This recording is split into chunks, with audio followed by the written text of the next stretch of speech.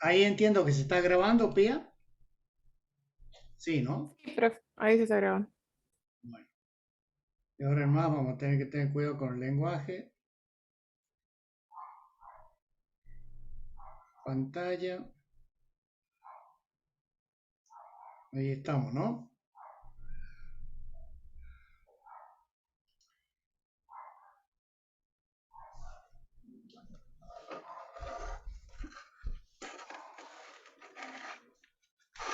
¿Se está viendo ahí la pantalla? Sí, profe, sí se Sí, ve. profe. Muy bien. Nosotros habíamos quedado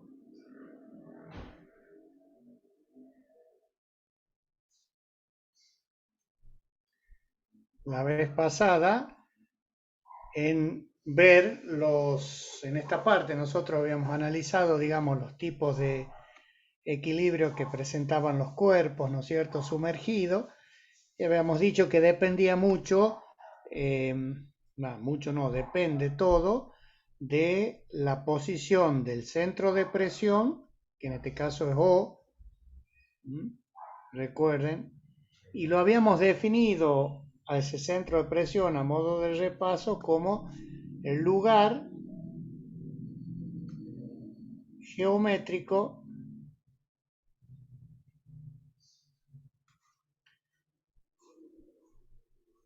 donde se aplica las fuerzas de presión.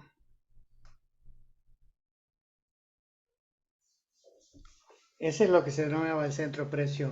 Y que decíamos, habíamos dicho cuando habíamos estudiado el cuerpo sumergido que no tenía por qué coincidir con el centro de gravedad.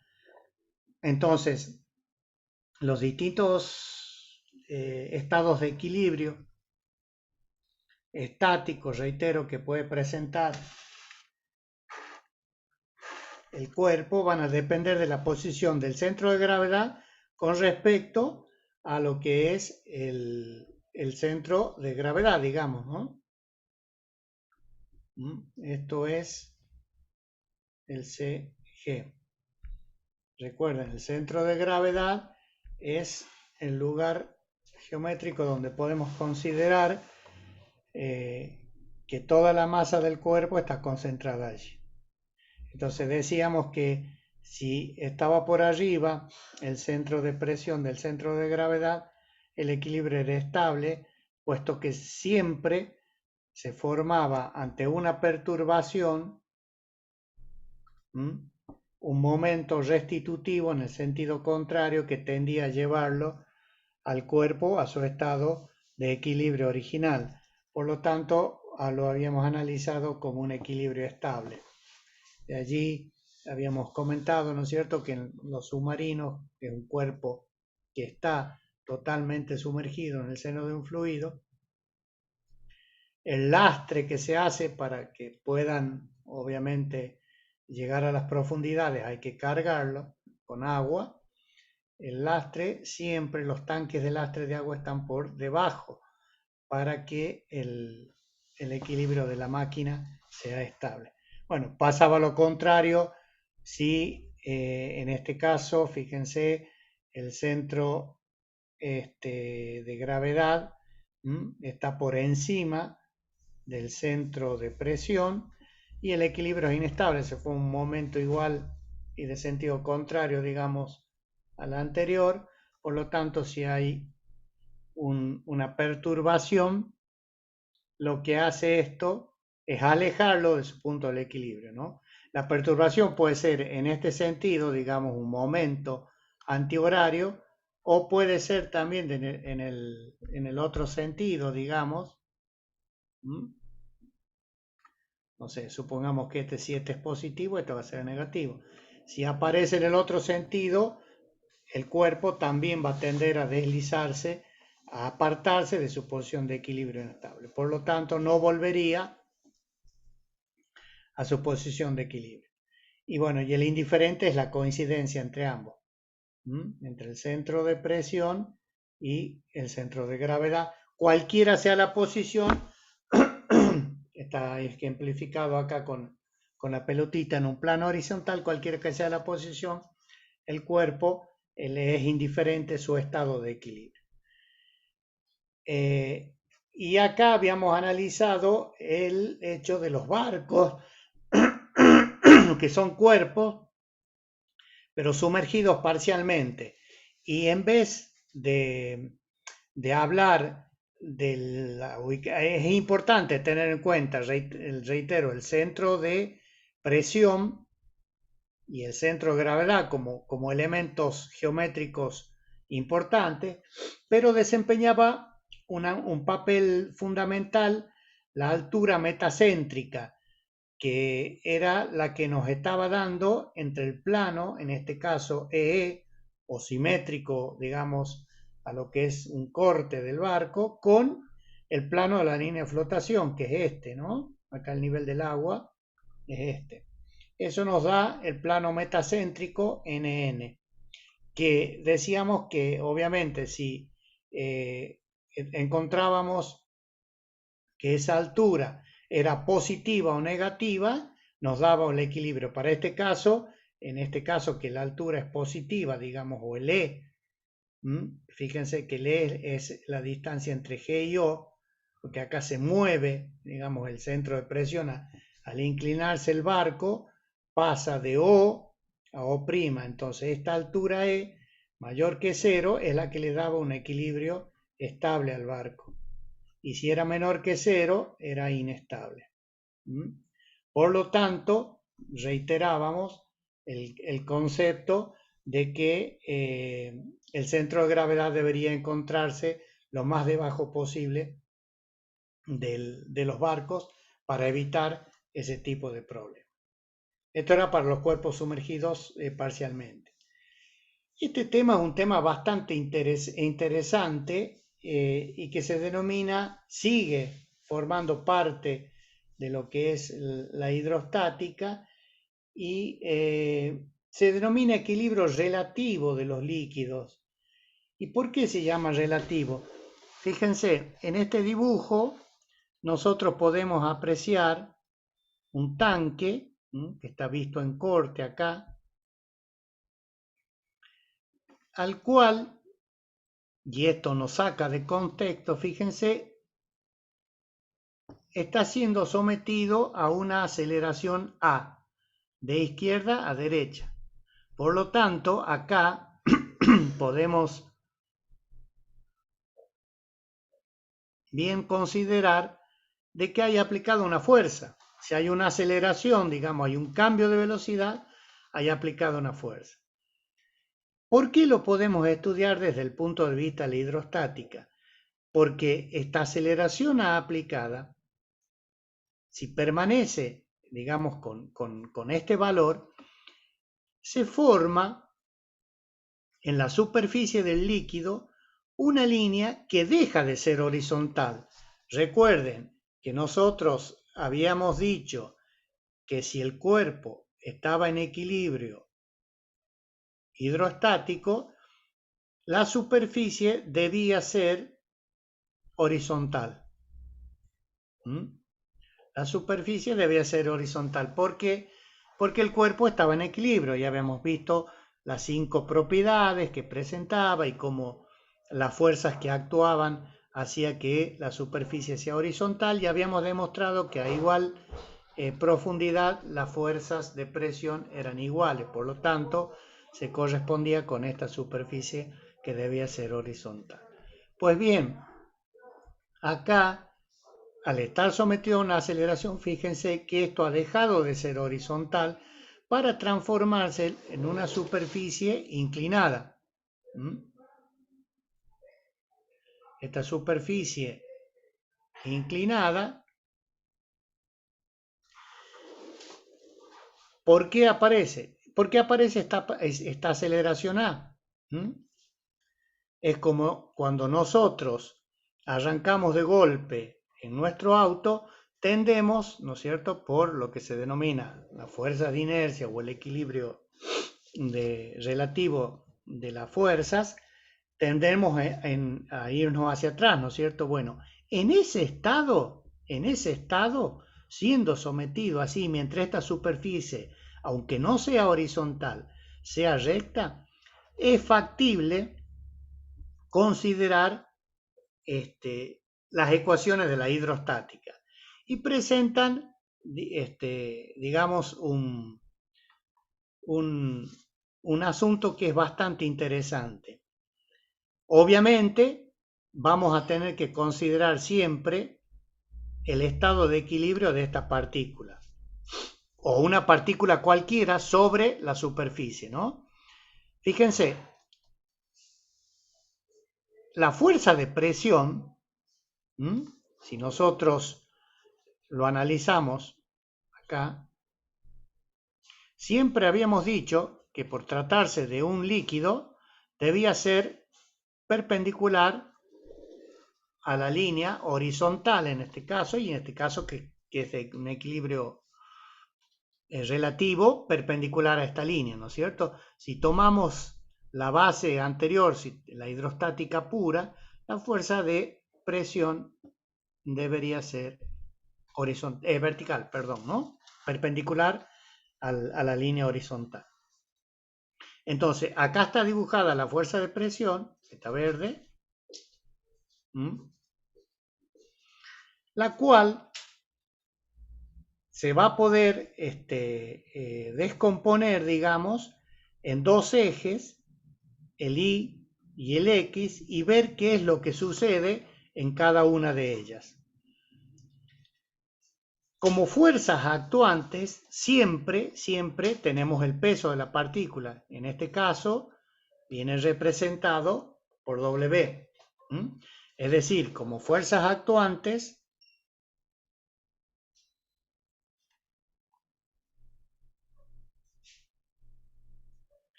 tenemos la fuerza de presión, tenemos el peso de la partícula, que en este caso va a ser el peso del fluido,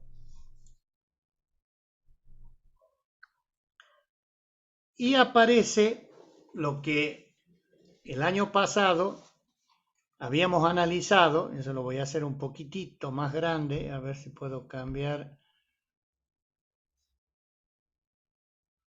el color.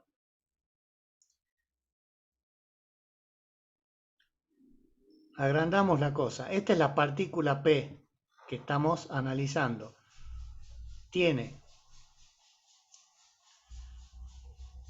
la fuerza de presión, recuerden, perpendicular, en este caso, al ángulo que está desviado el fluido.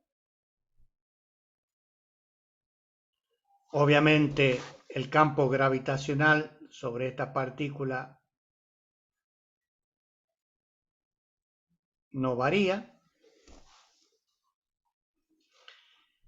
Pero como el equilibrio es relativo, fíjense, y tenemos la presencia de esta aceleración, el año pasado nosotros vimos cómo a través del principio de D'Alembert podíamos, en la dinámica del sólido rígido, tratarlo como si fuera la estática. ¿Qué nos dice el principio de D'Alembert? Así como en la estática acabamos de ver de que la suma, vamos a poner para este otro lado, a la izquierda arriba, para los que no, estática. Habíamos dicho y hemos analizado todo como suma de fuerzas iguales a cero, ¿no es cierto? Bueno, el principio de D'Alembert corre con lo mismo. En un cuerpo, en general, nos dice que la suma de las fuerzas activas más la suma de las fuerzas reactivas tienen que ser igual a la masa por la aceleración. Esto es dinámica pura, ¿no? O sea, fuerza resultante, esto sería un F sub R, es igual a M por A. Pero D'Alembert dice que nosotros podemos escribir y analizar esta ecuación. D'Alembert nos dice que la podemos analizar a esta ecuación de la siguiente manera.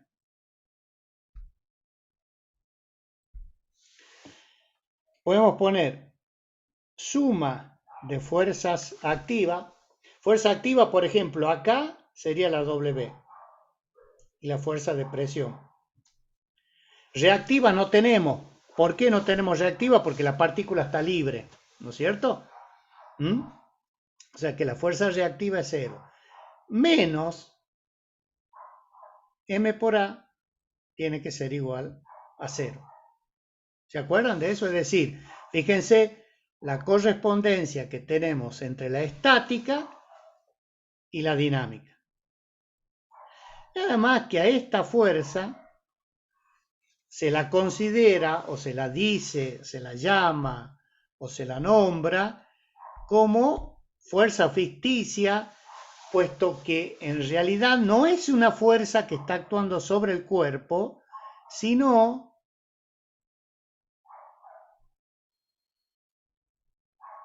la reacción que presenta el cuerpo a la acción de esta fuerza. ¿Se acuerdan de eso? Si aquí estas se denominan, o las denominábamos, fuerzas de inercia. Y estas fuerzas de inercia son las que, o fuerzas ficticias que se llaman en la mecánica, son las que se dibujan en trazos de punto. Porque no es una acción del cuerpo, reitero, fíjense el signo acá, la ecuación, acá, el menos, nos está diciendo que es la reacción que presenta la partícula a esta suma de fuerzas. Pero nos dice que la suma total tiene que ser igual a 0. ¿Me siguen hasta ahí? Entonces, como el equilibrio es relativo, el cuerpo está sometido a una aceleración A, por lo tanto, esta M por A existe, esto existe, ¿por qué? Porque existe esto. Y acá tenemos una masa, la masa del cuerpo, nada más que la masa a mí no me sirve. Hemos dicho que vamos a trabajar en mecánica del fluido como la densidad. La densidad es el valor que nos indica a nosotros esta acción.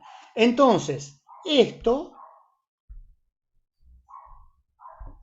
esta fuerza hay que considerarla. Fuerzas de inercia. Entonces, las fuerzas de presión, la del peso del fluido y la de inercia están en un equilibrio. En un equilibrio, reitero el concepto, relativo. Para este estado, con esta aceleración en este momento. Entonces, ¿qué es lo que hacemos? Acá está, miren. Lo que acabamos de decir con esto y con esto.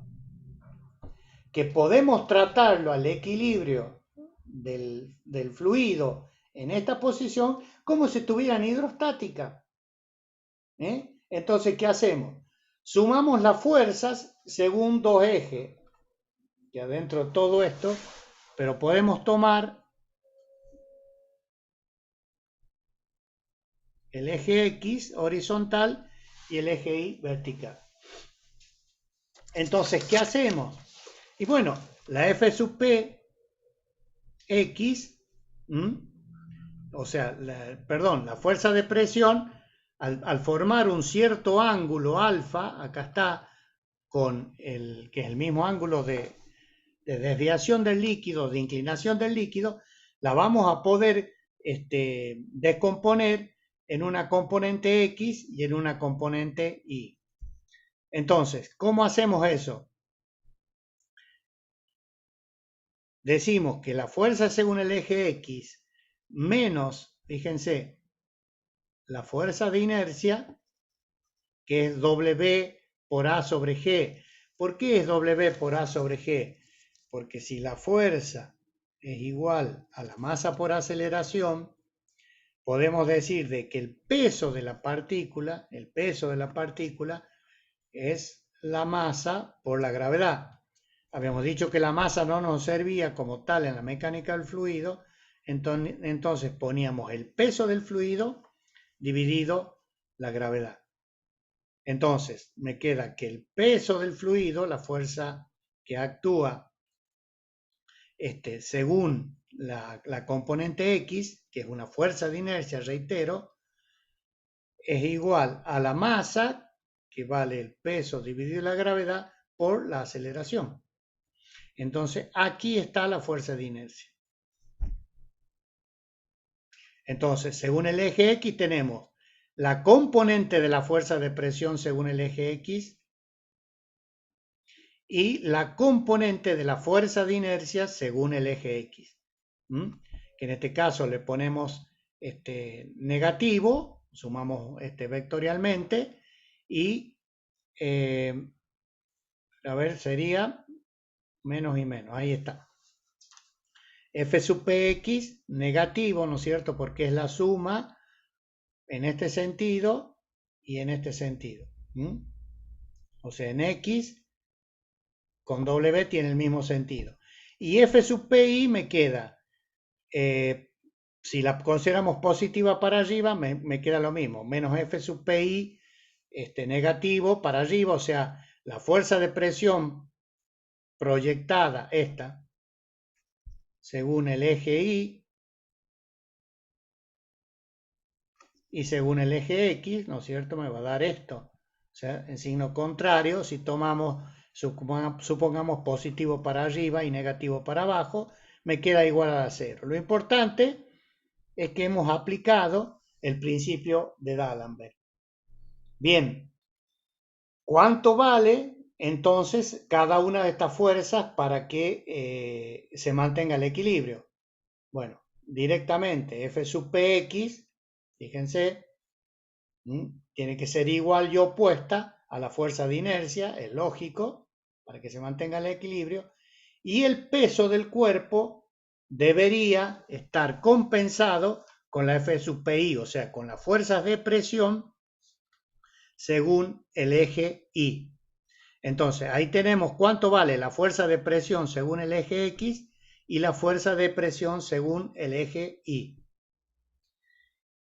Este tema es el más importante y es el que sirve muchas veces para tener en consideración. Fíjense que me dice que la tangente del ángulo alfa, en definitiva, este es el ángulo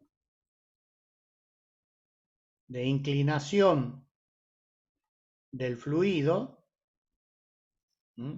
sometido a una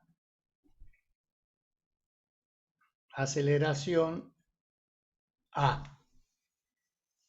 Entonces, este ángulo, fíjense, me dice que es directamente proporcional a la aceleración que está siendo sometida el cuerpo e inversamente proporcional a la aceleración de la gravedad.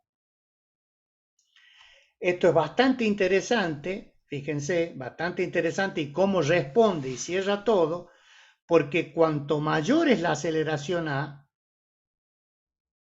¿qué pasa con alfa? Implica, vamos a poner así, que alfa es mayor.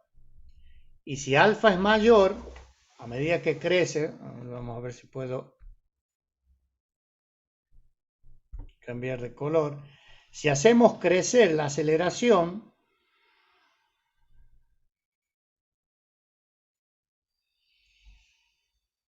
esto no va a ser otra cosa.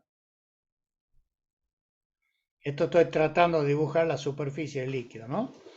Es decir, el ángulo alfa va a crecer a medida que crece la aceleración alfa, porque me está diciendo de que si alfa, la aceleración es mayor, alfa aumenta. Por lo tanto, fíjense, acá tendremos un alfa 1, acá tendremos un alfa 2 y acá tendremos un alfa 3. Entonces, la desviación o el ángulo de inclinación del fluido depende de la aceleración. Esto, por ejemplo, en la industria aeronáutica se tiene muy en cuenta, porque supóngase que este recipiente sea el tanque de combustible de un avión y el avión acelera de tal manera que la aceleración del avión es A, de tal manera que me produce el ángulo alfa 2 y nosotros justo acá tenemos la aspiración de la bomba de combustible.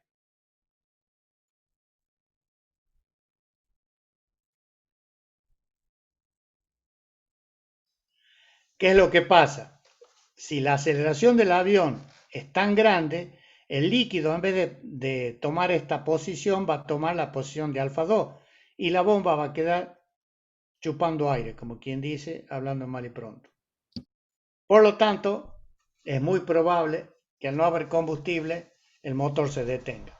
Entonces, lo importante de todo esto es haber considerado dos situaciones. Primero, aplicando el principio de D'Alembert en un fluido en movimiento que está en equilibrio relativo con una aceleración A, haber podido aplicar el concepto y llegar a encontrar las fuerzas de presión que actúan, las horizontales y las verticales, y ver cómo ese ángulo alfa de inclinación del líquido depende de la aceleración que posea el cuerpo.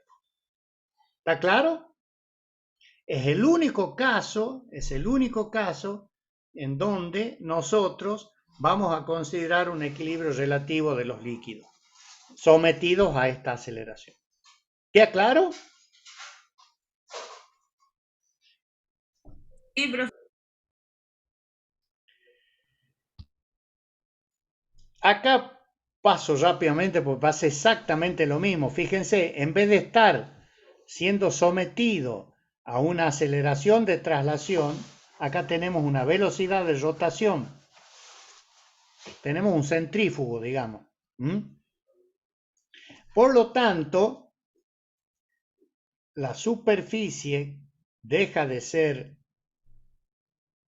una línea recta para transformarse en una parábola si es el plano o paraboloide si es el espacio. Y bueno, pasa exactamente lo mismo, digamos, pasa exactamente lo mismo.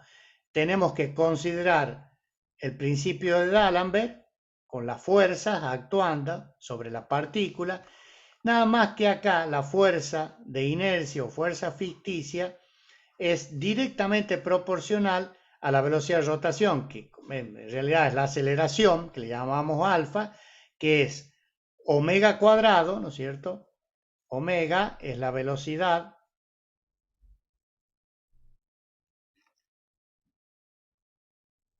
de rotación, ¿no es cierto? Por lo tanto, la aceleración es proporcional, en este caso nuestro eje X pasa por acá, por el punto, la raíz de la parábola, ahí por el punto 0, por lo tanto queda que es proporcional obviamente a la distancia, reitero, ¿se acuerdan? Alfa por R.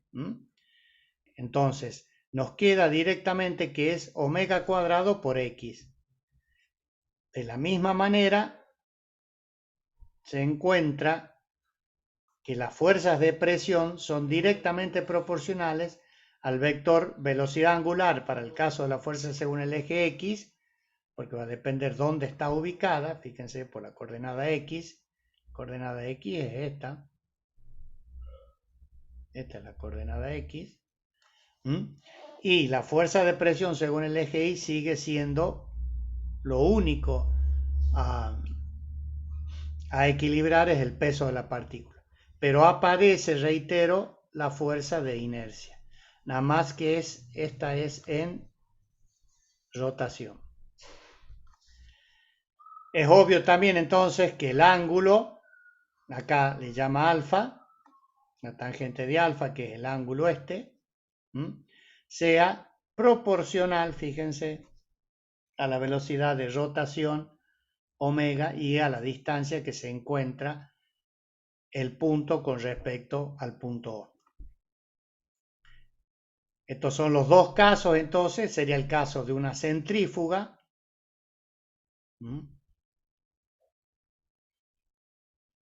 El secador, digamos, de ropa, por ejemplo, que trabaja de esta manera, si cuando tiene líquido, forma esta superficie, esta parábola en el plano, paraboloide en el espacio, cuya ecuación es la ecuación de la parábola, omega cuadrado de x cuadrado, por la distancia y, digamos, y las fuerzas de presión vienen dadas que son proporcionales a la aceleración que está sufriendo el líquido según la dirección del eje X y es igual al peso según la dirección en el eje Y.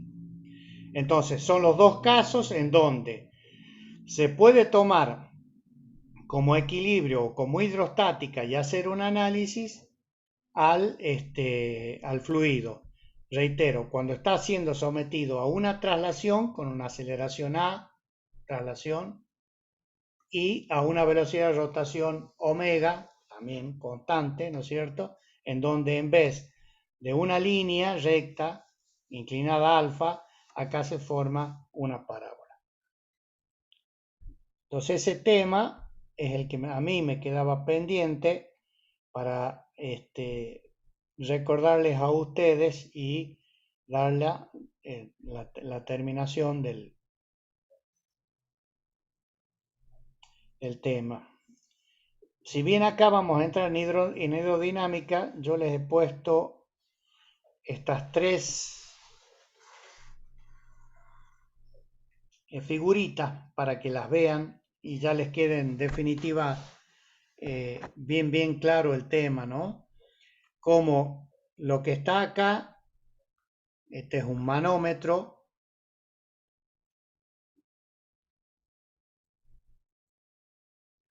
de presión relativa, ¿recuerdan?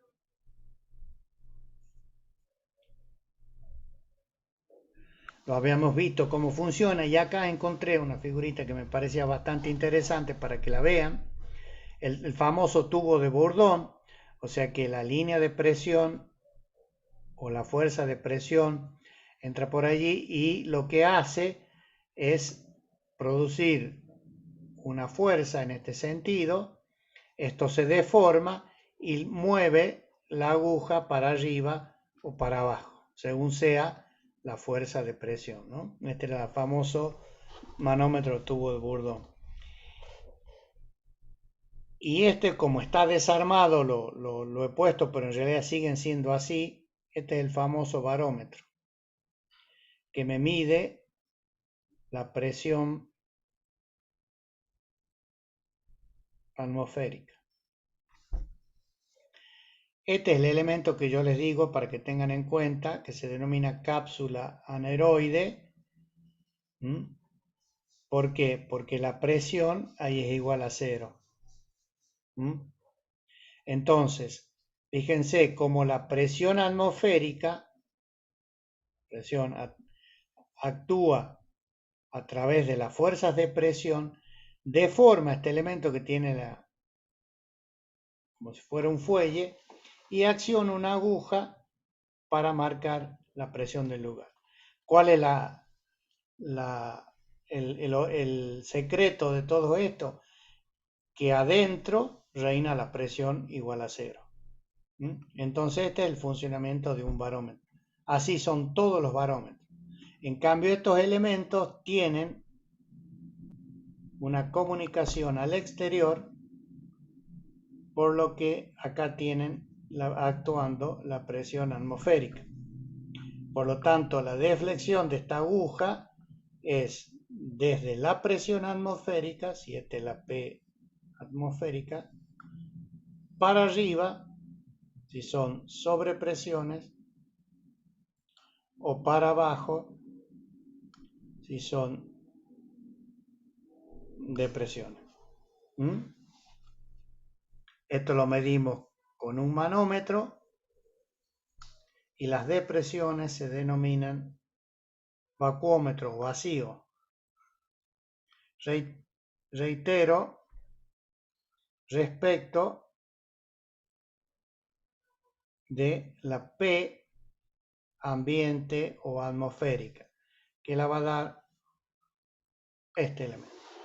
Si estamos por arriba, la medimos con un manómetro, que es como esto, y si estamos por abajo, la medimos con un vacuómetro que tiene idéntica forma, nada más que la aguja actúa al revés. Se miden las depresiones o presiones por debajo de la presión atmosférica. Estos son los que van colocados en los autos, en las válvulas, para controlar la admisión, la presión de admisión cuando el cilindro aspira. se llena de la mezcla de aire combustible. Si hay que medir eso, se mide con un vacuómetro. Y cuando presiona, antes que salte la chispa, se mide para que encienda la mezcla y explote, se mide con un manómetro. En general los mecánicos tienen un juego de manómetros y vacuómetros para determinar la estanqueidad. Depende cómo esté el cilindro, si este es un corte.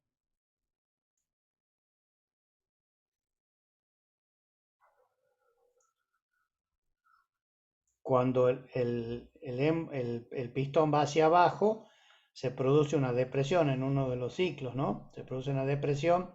Esa depresión hace que entre la mezcla aire más combustible. Luego, cuando asciende, comprime.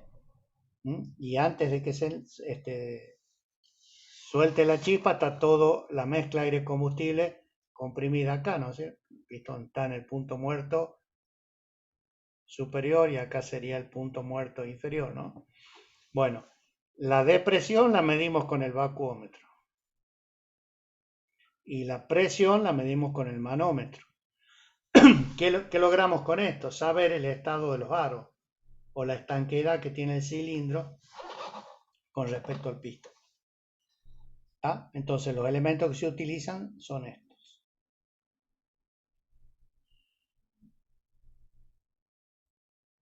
Bien.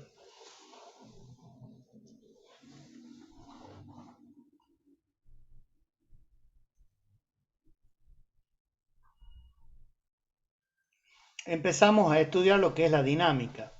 Vamos a ver unos conocimientos, digamos, muy básicos que nos sirven a nosotros para empezar a comprender cómo es el funcionamiento de un fluido. Esto es la dinámica, reitero, y es exactamente igual a la dinámica del sólido rígido, porque por más que estemos en un fluido, la ecuación madre para nosotros es la fuerza es igual a la masa por la aceleración. Así como en mecánica le llamamos dinámica del sólido rígido, como nos vamos a enfocar en la mecánica del fluido, acá le vamos a llamar hidrodinámica. Hidro, por el hecho de que estamos tratando con fluido, y bueno, dinámica desde allí. La ecuación y los principios de Newton acá son aplicables. Y es bastante interesante la dinámica porque se puede estudiar, digamos, el movimiento de un fluido en el interior de un conducto, de un caño. Eso es dinámica pura. Cuando hablamos de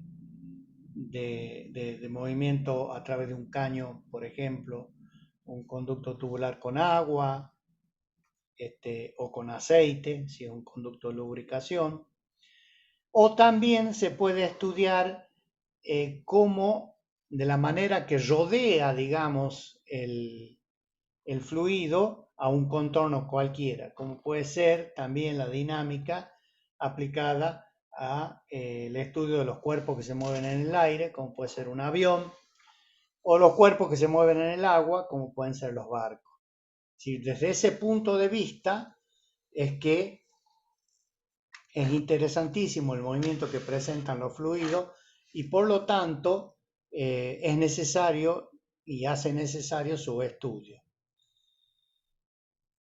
Como ya sabemos que a través de la dinámica vamos a ver que nuestro fluido está en movimiento, si no, reitero, no tendría razón de ser la unidad como dinámica, es necesario definir lo que son los regímenes de corriente.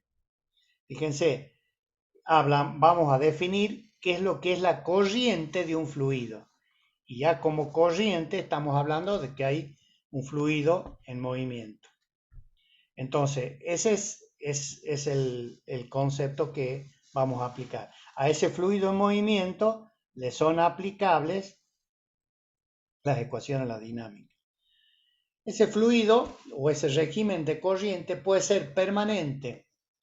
Para que un fluido se mueva, fíjense, recién lo acabamos de decir, tiene que haber alguna variación en la velocidad, si no el fluido no se mueve, y tiene que haber alguna variación en su presión, como variable más importante. Entonces, nosotros le vamos a llamar régimen de corriente permanente si la variación de velocidad, en definitiva, si la aceleración es constante, o bien la variación de presión también lo es, o es nulo. ¿Qué quiere decir esto? Que el fluido se mueve, pero estas variables, que son las más importantes, no varían respecto al tiempo. Es decir, que con el tiempo, a donde nosotros las estamos viendo y observando a estas variables, no tienen variación. Por lo tanto, no hay aceleración y no hay variación de presión. Es el régimen permanente. Obviamente, si la derivada de b con respecto a de t es distinta de 0 o la derivada de p con respecto de t también, al régimen se lo llama variable. Para ir acotando nuestro estudio, vamos a estudiar los regímenes permanentes. Es decir, las partículas, ya vamos a ver bien, cuando vayan moviéndose a lo largo de una trayectoria, en cada punto no hay variación de la velocidad con respecto al tiempo. La otra definición que nosotros tenemos que tener en cuenta es si el flujo es uniforme y no uniforme. O sea, fíjense, regímenes de corriente uniforme y no uniforme. ¿Cuándo le llamamos uniforme?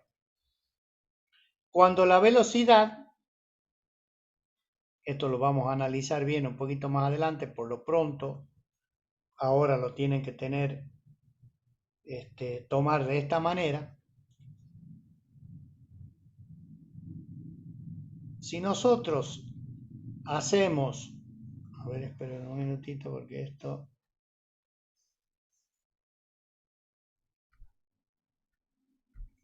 Si nosotros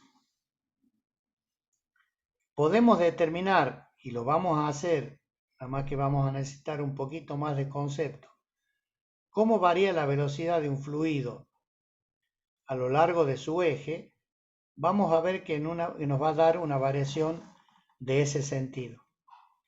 Es decir, eso es una parábola.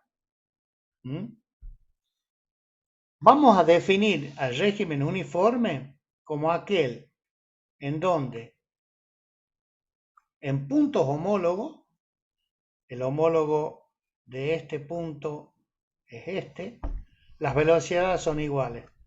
O sea, si esto es V1 y esto es V2, V1 es igual a V2. Entre las secciones A y B acá, por la conformación de ese flujo, el flujo o el régimen de corriente es uniforme. ¿Por qué? Porque los vectores velocidad en puntos homólogos respecto a una línea cualquiera, que puede ser el eje del tubo, o aunque esto sea un tubo de diámetro D, si esto es un tubo de diámetro D, tomamos el eje y tomamos en puntos homólogos los vectores velocidad son iguales. Fíjense que no pasa lo mismo, si esto es el flujo en movimiento, entre B y C. Si uno toma, acá la velocidad tiene un valor y la homóloga de esa tiene otro valor. Si esto es B1 y esto es B2, B1 es mayor que B2. Por lo tanto, el régimen es no uniforme. Dicho de otra manera, el régimen uniforme, hay una traslación acá. Vamos a cambiar porque el color.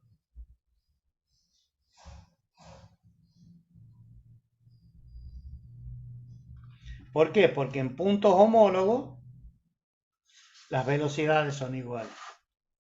Y en el no uniforme, aparte de haber una traslación, ¿qué hay? Una rotación. Es decir, que acá aparece omega distinto de 0. Y acá omega es igual a 0. Entonces, si el régimen es uniforme, en puntos homólogos los vectores de velocidad, los módulos son iguales. ¿Mm? Y si no, es no uniforme. Obviamente, nuestro estudio se va a limitar a uniforme. O sea que ya tenemos que los regímenes nuestros serán permanentes y serán uniformes. Y después vamos a definir, ahora yo les pido enseguida, si llegamos, les voy a mostrar un videito. Los regímenes de corriente pueden ser, acá dice laminar, no sé, está medio oscuro, pero dice laminar, y acá dice turbulento. Que el régimen sea laminar o turbulento, lo vamos a analizar por el momento de la siguiente manera. Después vamos a ver bien las ecuaciones que los definen. Pero el movimiento laminar, fíjense, son todos vectores velocidad paralelos. Si los vectores velocidad son paralelos y las partículas se trasladan, el régimen es laminar. En cambio, si nosotros tenemos partículas, fíjense cómo varía la velocidad, que además de trasladarse, rotan, este perfil de velocidades, fíjense, ya las partículas en contacto con el caño, con las paredes del tubo, en este caso, es distinto de 0. Y acá, fíjense, es 0. O sea que la velocidad acá es 0 y acá la velocidad es distinto de 0. Es decir, que las partículas se trasladan y rotan. Ese flujo se denomina turbulento. En nuestros análisis vamos a analizar flujos laminares y flujos turbulentos. Vamos a ver los dos tipos de flujo y vamos a ver qué influencia o qué influjo tienen en el movimiento del fluido, digamos. Es decir, vamos a ver cómo influye cada uno de los regímenes de corriente en el tipo de estudio que analicemos nosotros. Reitero, yo lo que quiero por el momento es que se acuerden que el régimen puede ser permanente o variable para el caso de que las variables más importantes, que son velocidad y presión, se mantengan constantes, o sea, no tengan variaciones temporales o con el tiempo. Ya lo van a ver bien cuando analicemos las ecuaciones, que pueden ser uniformes y no uniformes. Reitero el concepto de que hay una traslación y no una rotación, y de que puede ser laminar y turbulento. A esto, lo que el flujo sea laminar o turbulento, como vamos a analizar ambas, vamos a desarrollar toda una teoría más adelante en donde nos va a permitir determinar el grado que tiene el flujo, cuando es laminar y cuando es turbulento. ¿Estamos hasta ahí? Entonces, esos son los regímenes de corriente. Fíjense, ya tenemos fluido en movimiento, lo vamos a analizar, vamos a volver sobre estos conceptos, pero es necesario que los vayamos dejando bien establecidos cuáles son cada uno de ellos y qué es lo que va a tomar la materia. Como nuestro fluido está en movimiento, nosotros necesitamos definir la trayectoria de la partícula. Es decir, los análisis que vamos a hacer para poder determinar esto va a ser a través de lo que se denomina una línea de corriente. ¿Qué es la línea de corriente? Es la trayectoria de la partícula. Esta partícula que acá tiene una velocidad v sub 1, un instante anterior estuvo acá, posteriormente acá, luego acá, y así sucesivamente. Entonces, cada una de esas posiciones que va tomando la partícula, reitero, desde acá, no sé, hasta acá, hay una variación temporal. Hay una variación temporal. Esa variación temporal la viene dando este vector. Fíjense que en esta posición la velocidad de la partícula es v sub 1 y es tangente, eso es lo importante, a la trayectoria en ese punto. En esta posición la partícula tiene una velocidad v sub 2 y es tangente a la trayectoria en esa partícula. Entonces, las líneas de corriente se construyen teniendo en cuenta los vectores velocidad y trazándole la tangente al vector velocidad en ese punto. Si se recuerdan, en mecánica y mecanismo, nosotros habíamos hablado de la derivada del vector posición, y nos daba la derivada de un vector. Ese concepto ahora lo tomamos y lo aplicamos. ¿Por qué? Porque decimos de que en ese punto está definida la derivada del vector posición, que era tangente, si se recuerdan, a la trayectoria de la partícula que se movía entre dos puntos. Yo no sé si se acuerdan ustedes, a ver.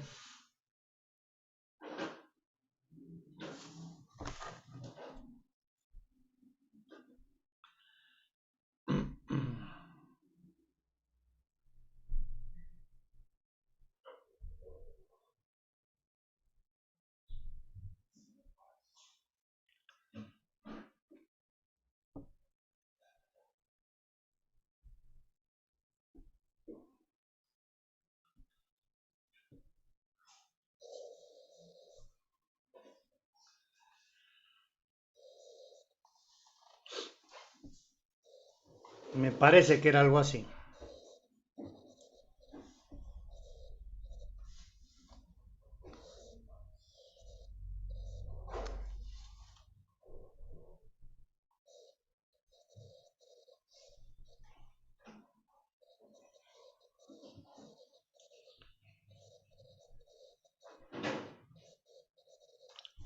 Y esto era nuestro delta T. ¿Se recuerdan de esto? En donde nosotros decíamos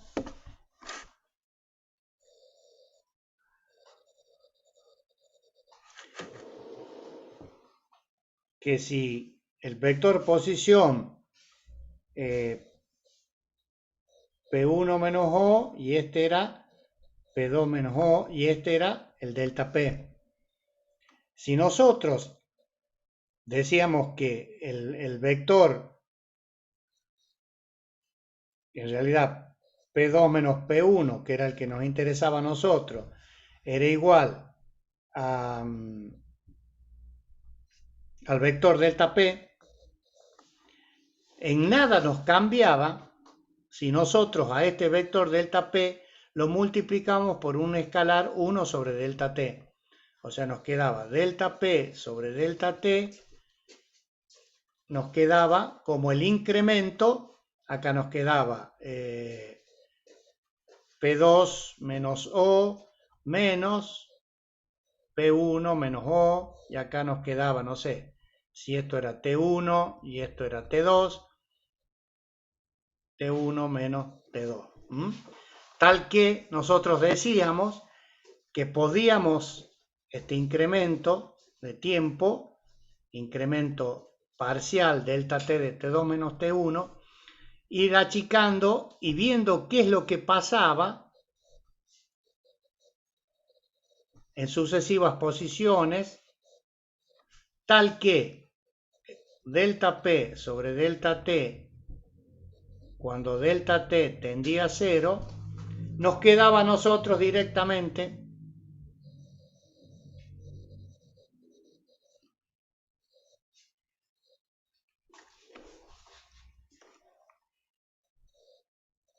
la derivada del vector P sub 2 menos P sub 1, o la derivada del vector B en definitiva.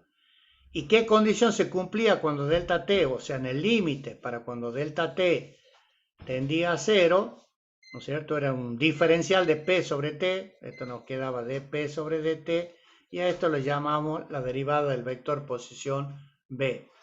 La condición era que en este punto, este vector era tangente. ¿Se recuerdan de eso? Como la secante delta P tiende a la tangente en el límite. O sea, delta P tiende a P2 menos P1 en el límite, cuando delta T tiende a 0. Entonces la secante se transformaba en tangente. Este es el concepto. ¿Tangente a qué? A la trayectoria. Lo que estamos viendo nosotros ahora es este punto. ¿Qué es lo que pasa acá? Lo trazo acá, tenemos este punto. ¿Qué es lo que pasa acá? Lo trazo acá y tenemos este punto. Y así sucesivamente. ¿Está claro eso? Sí. Bien. Entonces aquí les queda esto. Estos vectores son tangentes a las trayectorias. Y acá lo dicen. Es decir, la velocidad de la partícula en ese punto, si uno quiere saber cuál es su línea de corriente, y es la tangente. En este punto será tangente. Ahora fíjense que el vector B, B1, es distinto al vector B2. Y es distinto al vector B3, y que hay variaciones, ¿no es cierto? En este caso se está viendo módulo, dirección, pero no el sentido.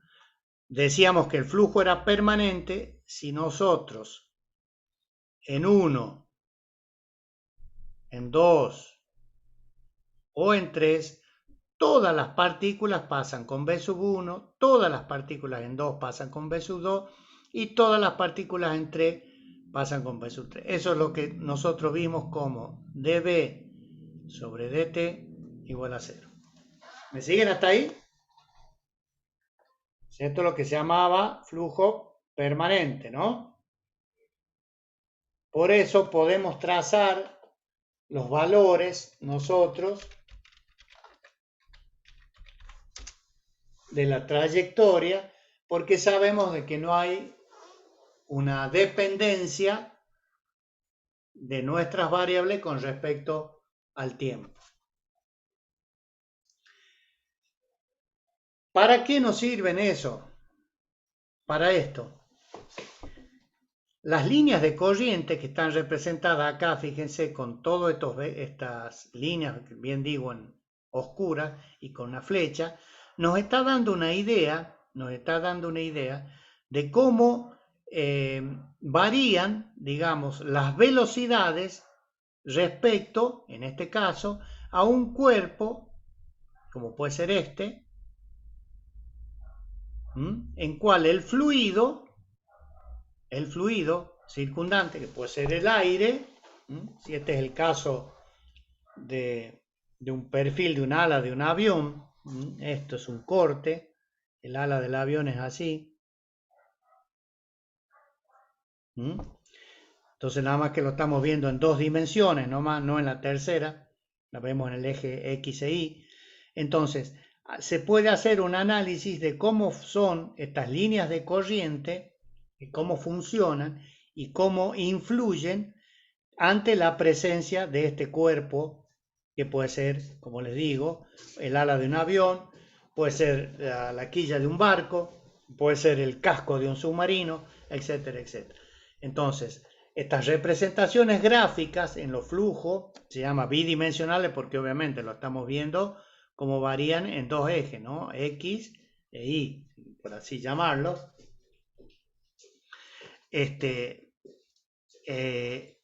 Sirven para eso. Antiguamente existían máquinas en donde uno podía graficarlas a estas líneas de corriente. Con el advenimiento, digamos,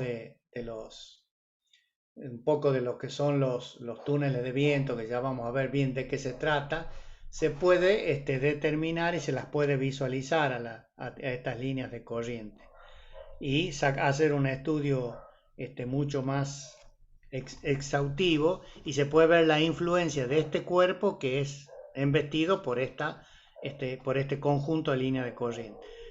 Esto que yo pongo acá, que es el ala de un avión, puede ser un auto, y un auto que va, no sé, a velocidad crucero, 120, 130 kilómetros por hora, y estas son las líneas del aire que embisten, digamos, al vehículo, y se puede hacer el análisis aerodinámico de cómo influye la velocidad del vehículo en el comportamiento del vehículo. Entonces, las líneas de corriente sirven para eso. Después que pasemos del hilo de corriente, nos va a ser útil hablar de lo que es un tubo de corriente. Porque el tubo de corriente, en definitiva, ya es un conjunto, una cantidad finita, como dice acá, un conjunto ya de líneas de corriente. Un tubo de corriente puede ser, por ejemplo, si acá estamos representando las paredes de un caño. El caño puede constituir un tubo de corriente. Y el fluido en su interior, infinitas líneas de corriente. Lo que pasa que el tubo de corriente nos va a servir a nosotros, tanto como la línea de corriente, fíjense, para determinar el estado en el que se encuentra nuestro fluido y poder aplicar las ecuaciones. Es decir, los tubos de corriente nos van a servir para directamente hacer esto. Poder decir, tenemos una sección A1 en donde actúa una presión P1 y una velocidad V1, no sé, ubicada a una altura H1, y tenemos una sección A2 en donde actúa una presión P2 y el fluido circula a una velocidad V2 con una altura H2. ¿Para qué nos sirve los tubos de corriente, esta configuración? Esto va a ser nuestro diagrama de equilibrio.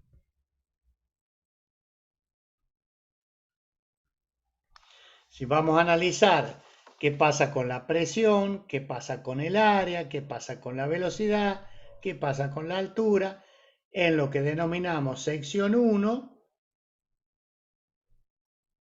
y qué pasa con lo mismo en lo que denominamos sección 2. Entonces, para eso sirven el conjunto, esto recuerden, acá tendremos infinitas líneas de corriente, tal que el conjunto de esas infinitas líneas de corriente nos conforman un tubo de corriente. Este número infinito de líneas de corriente nos conforman el tubo de corriente. A ver, ahí tienen para que vean ustedes las líneas de corriente.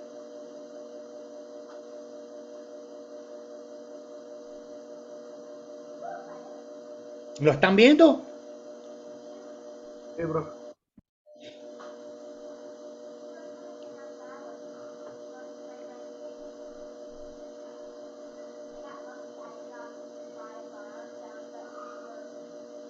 Alright, go a little, like, inch higher. Yeah.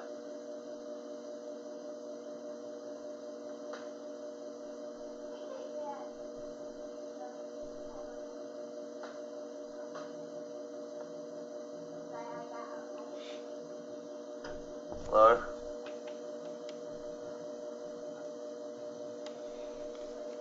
What do you want to do? Go lower.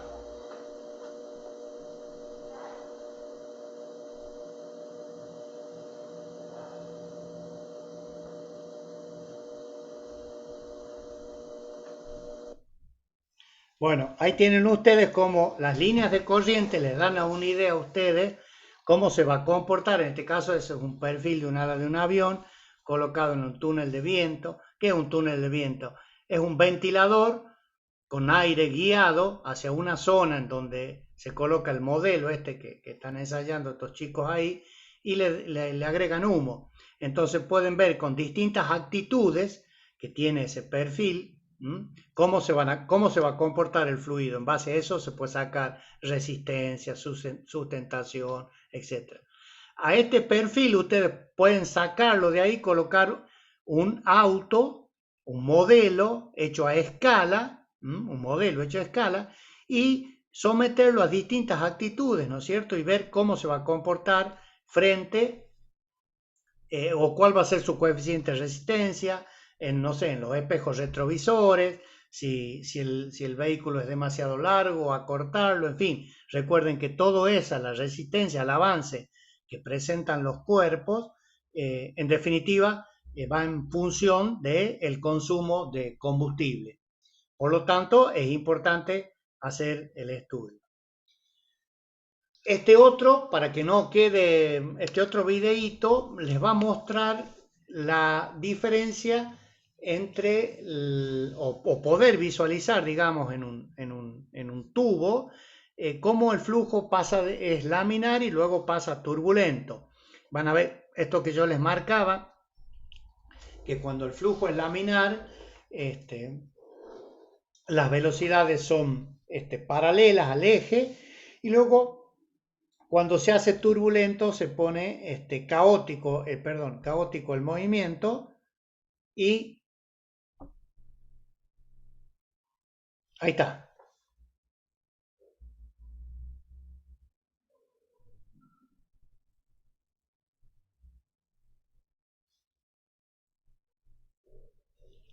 Ahí el flujo ya es marcadamente turbulento. Fíjense las trayectorias de las partículas. Ya no siguen las líneas de corriente con los vectores velocidad tangente. Miren lo que es ahí. A ver, lo vamos a poner de nuevo.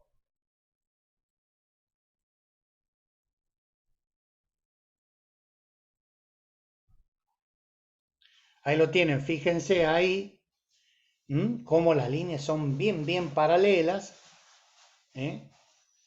Prácticamente es una línea recta, y a medida que empieza a aumentar la velocidad, ahí fíjense, lo paro, cómo empieza a ondularse. Ahí empezamos a perder el carácter ya de flujo laminar.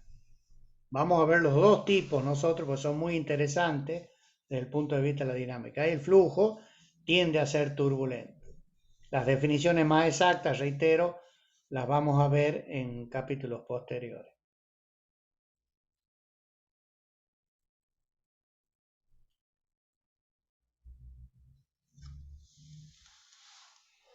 Bien.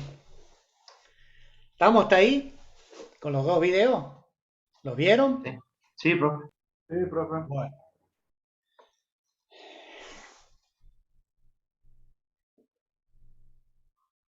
El tema que sigue en la mecánica de los fluidos hay una variable. Hasta el momento, como variable, recuerden, hemos visto velocidades, porque estamos ya en dinámica. Velocidades. Bueno, desde hidrostática continúa la presión. Y hay una variable que es muy importante que se denomina caudal. Caudal con velocidad y presión van siempre de la mano, más otras cosas que es menester ir agregando, pero quería retomar, me voy a volver un poquito más atrás. Creo que esto lo han visto en el análisis matemático 2 ustedes, pero bueno, refrescar el concepto de caudal. porque aparece a partir de esto, de lo que es el flujo de un campo vectorial. Hagan la abstracción, esto no lo asimilen para nada a flujo eléctrico. Fíjense que es el flujo de un vector cualquiera, esto es una magnitud vectorial, a través de una superficie. Este concepto, que algo lo vimos muy por arriba, no desde este punto de vista, pero sí cuando vimos producto escalar. Recuerden que decíamos que era cómo multiplicando dos vectores por ahí nos daba una escala. Y era la definición de eso. El flujo de esta magnitud vectorial a lo largo de esta superficie S se lo define como la integral, reitero, bueno, esto es una definición bien conceptual, ¿no? El flujo del vector por el diferencial de área. El flujo es una magnitud escalar. Y es el producto de dos magnitudes vectoriales. De allí que la superficie que estamos viendo acá esté representada en cada uno de sus puntos por su vector diferencial de S.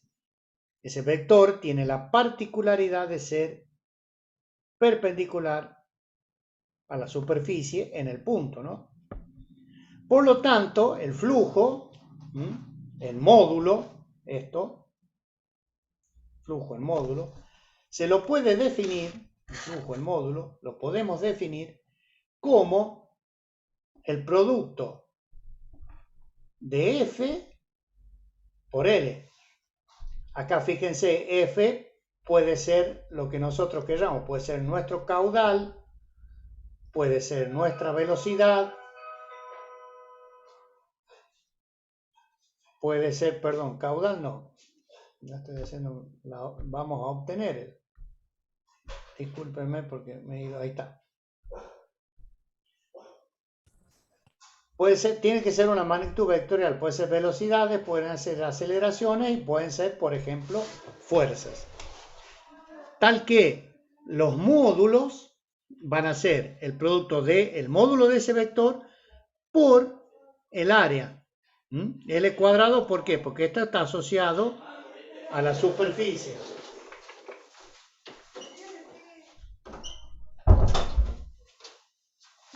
Entonces, este es el concepto que quiero que nos quede. El flujo, que es lo que nosotros vamos a buscar, es el producto de dos magnitudes vectoriales que se denominan F por diferencial de S. Y acá tenemos varios flujos de campos vectoriales. Bueno, el que han visto ustedes es el eléctrico.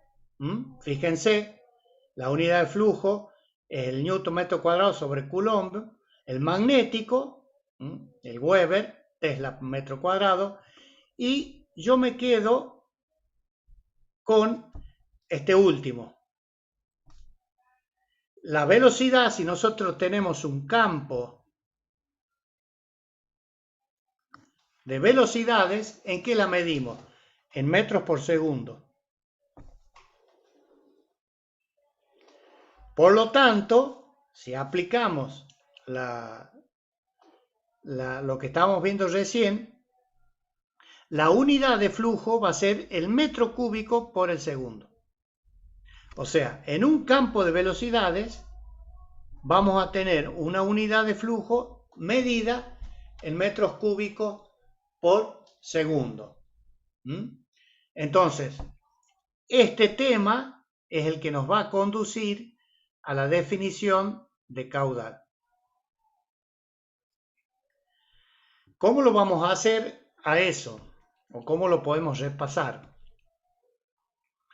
Acá arriba tienen ustedes como ese diferencial de superficie, ¿no es cierto?, es representado por un vector que me dice que es perpendicular a S.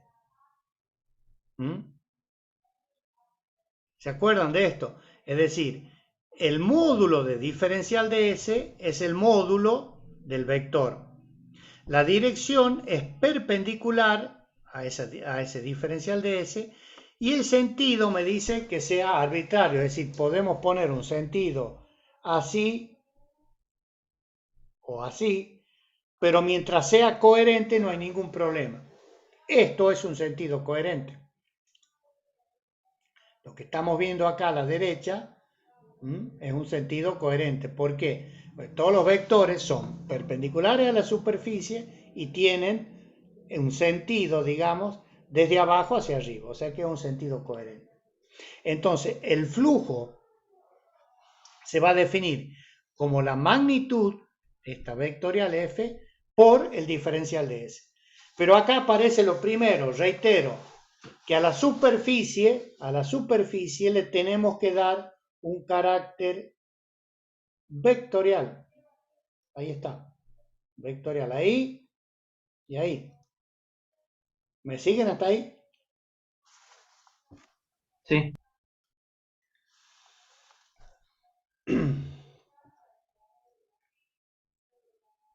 ¿Qué pasa ahora?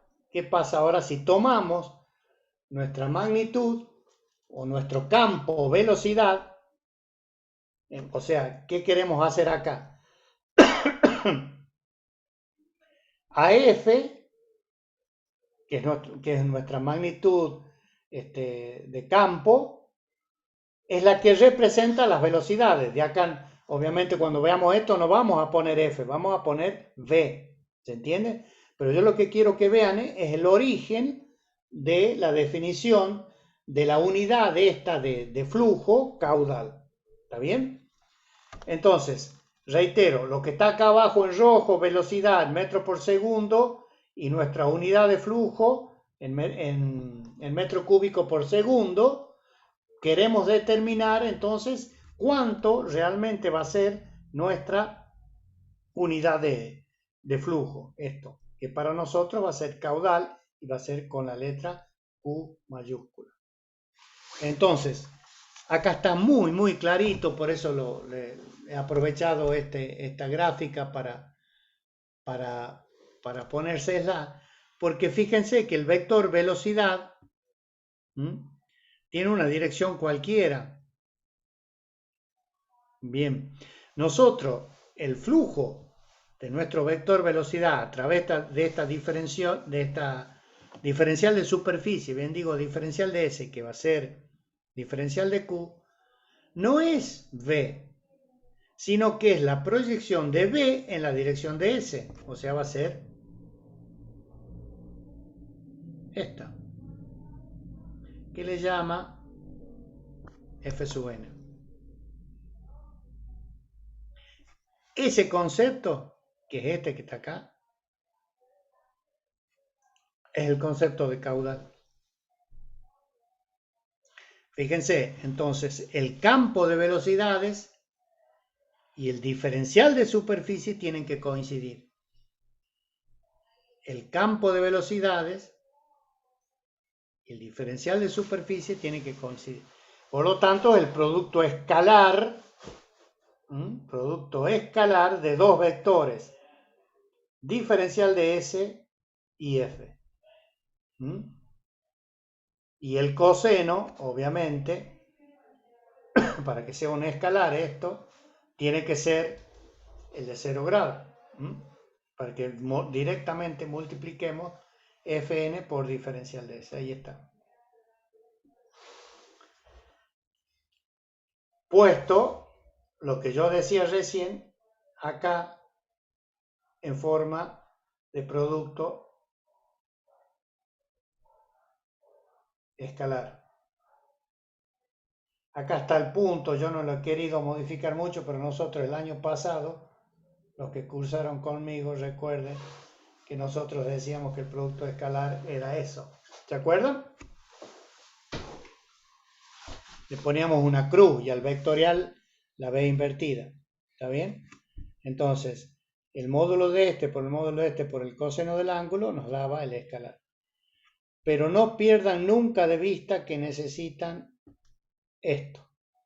Sin esto, sin en la superficie, no existe para nosotros el caudal. ¿Cómo lo podemos interpretar a eso? De esta manera. Fíjense, los vectores, en este caso gris, si nos volvemos para atrás, a ver, los vectores gris van a estar representando los diferenciales de superficie y los verdes lo que son el campo de velocidades. ¿Está bien? Entonces fíjense cómo todos estos vectores, los grises, nos representan los diferenciales de superficie. Y tienen asociado, esto es muy, muy didáctico, fíjense los vectores velocidades. Tienen cualquier dirección y tienen cualquier sentido. Miren acá. Esta parte de acá, fíjense, por ejemplo, si la quieren comparar con esta, si la quieren comparar con esta. Pero el concepto se sigue aplicando lo que nosotros habíamos definido. Es decir, la velocidad de un fluido, si es F, el vector verde, que tiene, reitero, módulos, direcciones y sentidos todos variables, se los puede calcular a través de la integral de F por diferencial de S. Este es el caudal y ahí tienen el flujo. Fíjense que no hay magnitud vectorial ni nada por el estilo, ¿no? Q igual a F por S. Entonces, esa es la analogía hidráulica de todo lo que venimos viendo nosotros hasta el momento. ¿Cómo puede ser esa superficie? Hay una regla primero de convención que si la superficie es cerrada, todos los vectores son salientes. Es una convención. Los diferenciales de S son hacia afuera. Recuerden esto porque al darle un carácter vectorial a esta superficie, la orientación de este vector nos va a definir en definitiva las orientaciones de una fuerza o de lo que fuera. O sea, si la superficie es cerrada, los vectores son hacia afuera. Los casos extremos que son de interés, y con esto termino.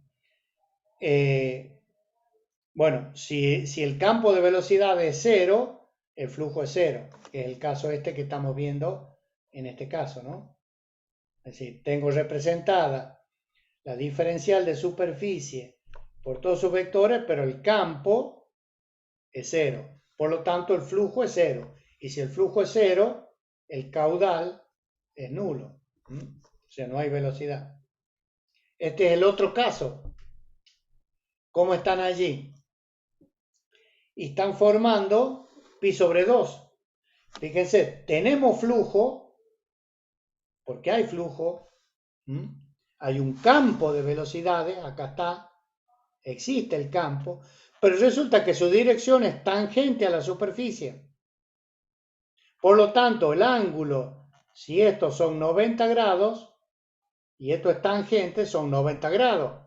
El coseno, pi sobre 2. Entonces, el ángulo entre el flujo de velocidades y la superficie es pi sobre 2. Y si es pi sobre 2, es 0. Directamente, también el caudal es 0. Por más que exista velocidad, reitero, existe velocidad, acá está puesta, que hay un campo, pero es 0. Es 0, ¿por qué? Porque el coseno es 0.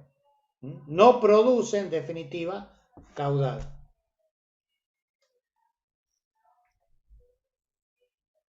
Este es el caso más general. Fíjense, y es el que vamos a tomar nosotros como válido, en donde el campo de velocidades F es constante. Si es constante, ustedes fíjense que son todos los módulos, tienen igual módulo, dirección y sentido. Se puede hacer al considerar lo que vamos a ver enseguida después, la V media, las velocidades, el campo media. Entonces, acá sí tenemos flujo. Del flujo del vector B a través de S, va a ser el caudal, va a resultar de multiplicar, como bien decimos acá, F por S por el coseno de θ, que es el caso, digamos, más general. O sea, F por S coseno de θ o directamente F por S al hacer la integral. Y este otro caso es el otro extremo directamente. Fíjense, el que les decía yo, en donde el campo de flujo F, que es nuestra velocidad, es normal a la superficie. Bueno, y acá le agrega que es constante. Entonces, directamente multiplicando el flujo de vectores velocidad por la sección nos va a dar el flujo que para nosotros, reitero, es el caudal. Entonces acá tienen la analogía a través de un análisis vectorial del concepto que, bueno, lo vamos a dejar pendiente para la próxima clase para empezar a trabajar el concepto de caudal. Yo para terminar, ahora, el día de hoy, les dejo, digamos, esta imagen, porque ustedes tienen mucha analogía eléctrica y bueno, determinar el flujo eléctrico a través en este caso, una superficie diferencial de S, como el ángulo, al variar la superficie, ¿no es cierto?, nos da el flujo y obviamente va a ser máximo, en este caso, en el caso D, donde la placa sea perpendicular a las líneas de campo, para que S y E coincidan. En toda otra posición, ya sea la B o la C, el campo, en la unidad de flujo, digamos, a través de esta superficie, del campo eléctrico, va a ser menor. Y obviamente cuando esté en paralelo, como en el caso A, el flujo es nulo. Entonces acá pasa exactamente lo mismo. Si a esta superficie nosotros consideramos que la sección de un tubo o de un caño, puede ser rectangular, cuadrado, circular, y en vez de E colocamos B, tendremos exactamente lo que se denomina el caudal o flujo, que va a ser la integral de B por el diferencial de S. O también la podremos poner B por diferencial de A. Va a ser exactamente lo mismo. Para nosotros Q va a ser exactamente eso, la definición. Bien, dicho esto, damos por terminado el asunto. Vamos a dejar de compartir la pantalla para ver un poquito.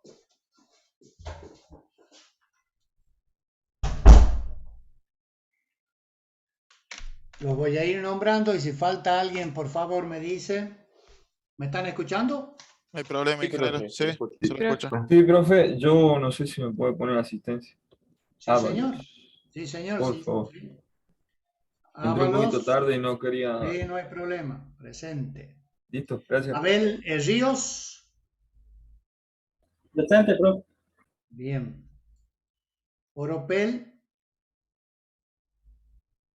Presente. Presente, profe. No se me activa el micrófono, disculpe. Sí, está bien, no hay problema. Me dañarás. Presente, profe, aceptamos. A mí no me nombró ingeniero, yo entré un poco tarde. Mercado. Sí, Ríos. Ya está. Europeo. Ahí están, profe. Sí, sí, espera un minuto. Brian Cortés. Presente, Yo los voy profe. nombrando. Presente. Graciela Medina, presente. Presente. Muy bien. Toconaz Jairo. Presente, también. profe.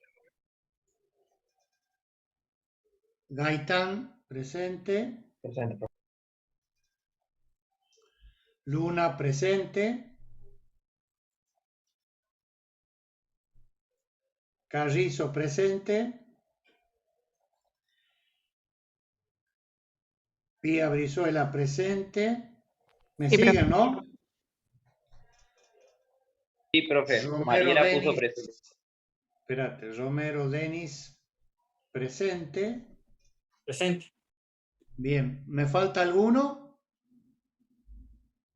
Juárez Franco, profe, él decía que él tenía que trabajar, ahora no sé si había hablado con nosotros. Sí, me mando el mail. Juárez Franco, presente.